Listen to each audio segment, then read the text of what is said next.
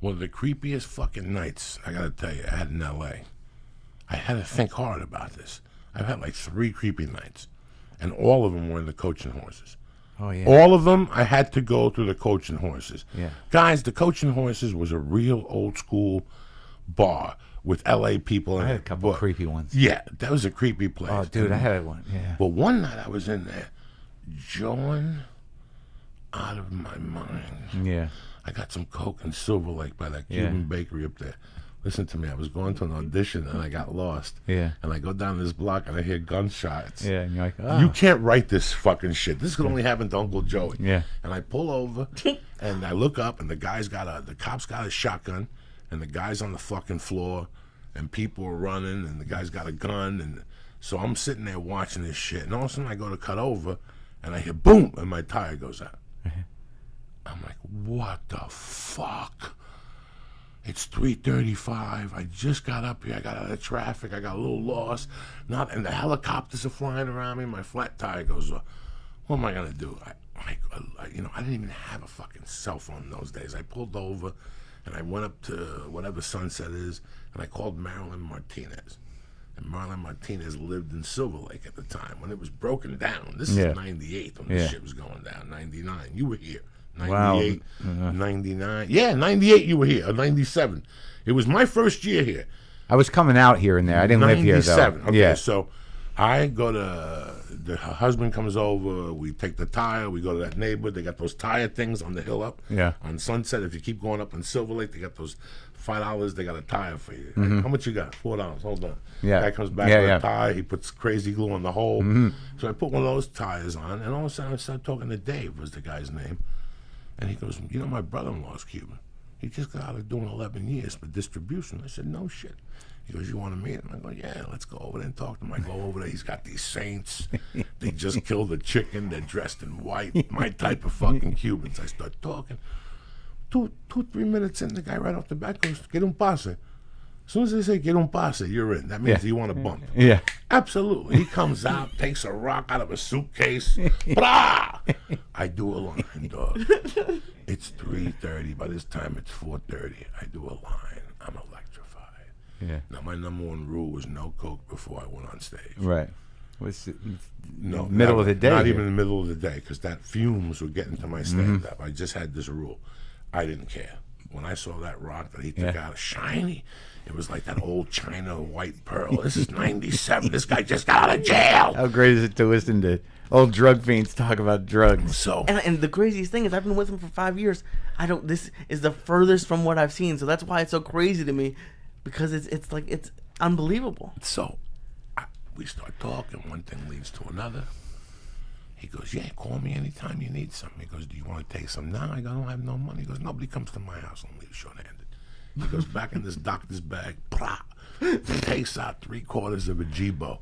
Who's better than me? I'm happy as fuck. Yeah. But there's only one problem, and I got to look you in the eye and tell you this. I am so fucked up on that little line I did. I can't leave.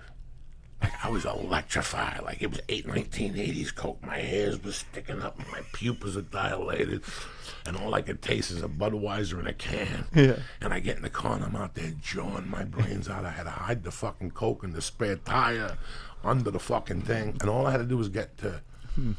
At that time, God knows where the fuck I lived. I lived somewhere in Hollywood. All I had to do was get home.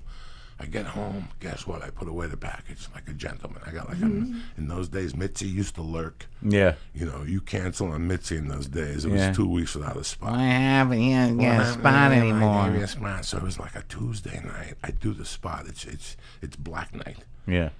And I go down there, and all of a sudden, I do 2 bumps of this shit. Let me tell you something. I'm the laziest fuck in the world. I walk from the store directly to Coaching Horses. There's a liquor store. After the store, you go to Coaching Horses. I mean, there's a liquor store. Yeah. Let me tell you how much I drank. Like, when I used to do, I don't drink. Yeah. I don't like it.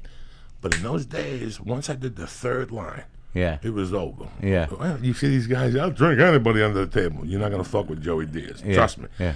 And I remember walking from the store, and the first liquor store I stopped was by the Chateau Marmont. And then I drank a fucking Budweiser like a savage, New York style. Refreshing. The big can. Yeah. Cold. Yeah.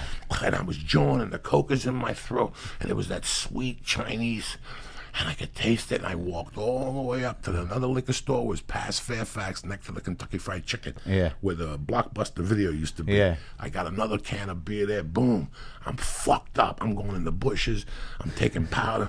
I'm doing it in my nose. Meanwhile, So is anything going, like, what's happening? Because I'm like fucked an up or a up. downer. It's an upper, downer, all arounder. You understand me? He's sweating and he's looking I'm around, walking sweating. on Sunset. On Sunset, it's 11:15. I'm headed to the Coaching Horses. Oh, that place. I walk in the Coaching Horses. It's you, Schubert, Dave Fulton. We were there. Everybody, like Yeah. 10 comics were there, and everybody was fucking doing blasts. I remember going in that bathroom, and the bathroom was small. And I was Dave putting, Fulton. remember Dave Fulton? Yeah, he's like he's in England or something. I'm putting water in my nose, and I was parked on Josh Wolf's block. That's where I lived, in the car part-time and in his house part-time. And I was parked over there, and I saw you guys. I said 2 or 3 words to you Yeah. guys. I couldn't talk. That cocaine high when you can't talk. That's how good the blow was. Yeah. Like I couldn't talk, and, Yeah. I still had a fucking 4/10 of a G-Bo left. I'm on fire. I gotta go somewhere and jerk off. Yeah. What's a Jibo? A gram. Okay. So I got 4/10 of a gram. In Joey speak. And I got to bang one out. Yeah. Man, Yeah. You gotta get down. You gotta said, get. "Fuck it, Gotta no." come down with focus. I fucking crossed the street, and there's a 7-Eleven Yeah. on Curson. Yeah. I bought a can of beer, and I ran to that fucking car. Yeah. I put the air on, I put the seat back, and I banged 2 good ones out. It took me an hour and a half of sweating and putting Coke on my dick and fucking...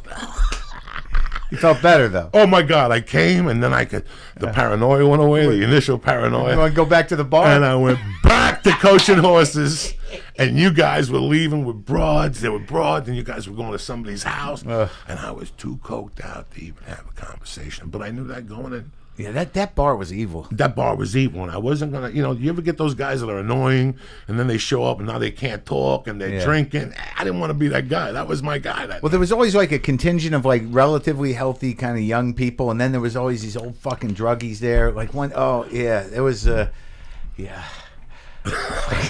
just who jerks off? Yeah, I was gonna say. On a car around the corner from El Compadre. Twice. And one time I jerked off in like a clean shirt. Yeah. And the other time like a pillowcase. I mean, it was just It was a disgusting. way to get down, you know what I mean? If you didn't have nothing to get you down, it was a way just to fucking get level. Oh my God! I just remember that was one of the first times I saw you like rocking, and nobody was talking. Nobody. Everybody was at the bar, elbows up, looking straight ahead. Yeah, I used to go there occasionally when I was in town doing that shit. Yeah. Jimmy was always kind of like, he'd go right to like, what's going on? You hear something? Like, it was never, there'd be a line out, he'd do it, and then it's like, check the closets. There was no good time in between, the line and, checking the closets. You know what I mean?